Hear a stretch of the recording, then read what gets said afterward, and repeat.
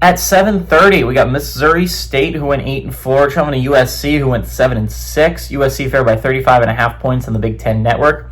Jacob Clark went 262 at 376, threw for 3,604 yards, 26 touchdowns, 6 interceptions. Jacardio Wright had 182 carries for 824 yards and 14 touchdowns last year for the Bears, and Hunter Wood had 63 catches for 770 yards and 3 touchdowns.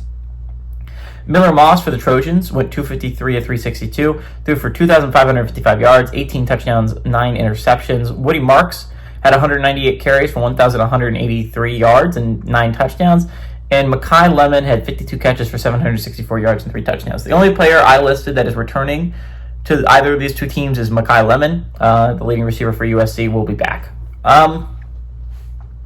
I might just be buying it for no reason, but USC was one of my dark horses heading into the year. I don't think I'm going to have time to make a full video about it, but I'll keep track of it, tell you guys which ones I missed on, which ones I did hit on. USC is one of those dark horses, right?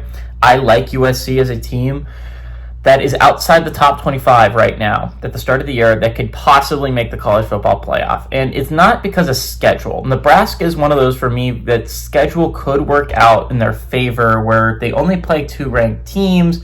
And if they could just win one of those, they're putting themselves in a very good spot if you're Nebraska. But for USC, it's more of a, I believe in Lincoln Riley. And I think he had a down year, his first year in the Big Ten. But if you look at this, I think if you're looking at teams that you think could make a big leap in year 2, you're like coming back the next year, right? You look at teams that lost a lot of one-possessioners. A team that was close in so many games last year and just couldn't close, right? And that would be USC.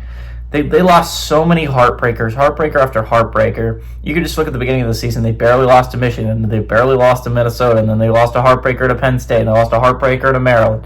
They lost a heartbreaker at the end of the year to Notre Dame. But their new quarterback, Jaden Mayava, I believe was 3-1 when he was starting. His only loss was to a national championship caliber Notre Dame team that they took to the wire, right? And so if you're looking at it from that regard, and I'd like to point out, I just like weird side tangent, but how interesting would that debate have been if Notre Dame had lost that game and they're 10-2 and they have losses to USC and Northern Illinois? I don't know. I think Miami has a better resume than that. They might let in Miami over Notre Dame, which would have been crazy considering Notre Dame ended up going to the national championship. All that being said, I think USC is a team I think can legitimately compete for the college football playoff this year. I know their schedule is going to be ridiculously hard, but I think USC has a very potent offense. I think this is a team that can absolutely compete at the level of these other Big Ten teams. I think they're extremely underappreciated in the Big Ten. I believe they'll be top 25 in 4 weeks. Give me the Trojans to win and the Trojans to cover at home.